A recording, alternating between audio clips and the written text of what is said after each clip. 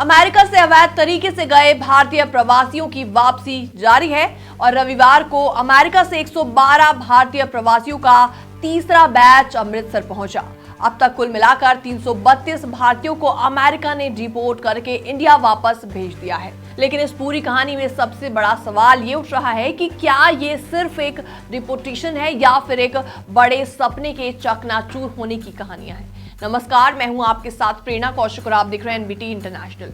तो मैं आपको कुछ ऐसे एक्सपीरियंसेस शेयर करने वाली हूं जो कि रिपोर्टीज ने खुद मीडिया एजेंसीज के साथ शेयर किए हैं। पंजाब के फिरोजपुर के नवदीप सिंह की कहानी ऐसी ही है जिसमें कई नौजवानों की हकीकत को उजागर किया गया है जो कि अमेरिका के सपनों के लिए अपनी जिंदगी की सारी जमा पूंजी को लगा देते हैं।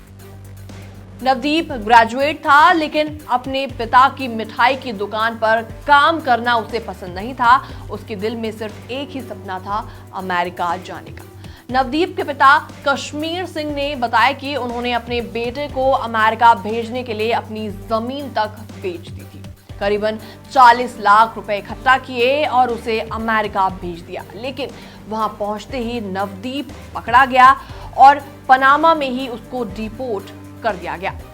पर उसके लौटने के बाद नवदीप ने हार नहीं मानी। दोबारा उसी एजेंट से उसने कांटेक्ट किया जिसने पहले उसको धोखा दे दिया था और इस बार एजेंट ने 15 लाख रुपए और ज्यादा मांगे और फिर किसी तरीके से नवदीप अमेरिका जा पहुंचा। लेकिन किस्मत ने फिर धोखा दे दिया और 27 जनवरी को उसे अमेरिका में गिरफ्तार कर लिया गया।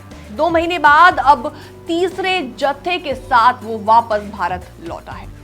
तो ऐसे में नवदीप की कहानी अकेली नहीं है, बल्कि हजारों लोग एजेंट्स को लाखों रुपए देकर अमेरिका जाने का सपना देखते हैं। लेकिन सच यही है कि उनमें से कई लोग वहां पहुंचकर गिरफ्तार हो जाते हैं और कई हाथों में बेड़ियां डालकर वापस भेज दिए जाते हैं।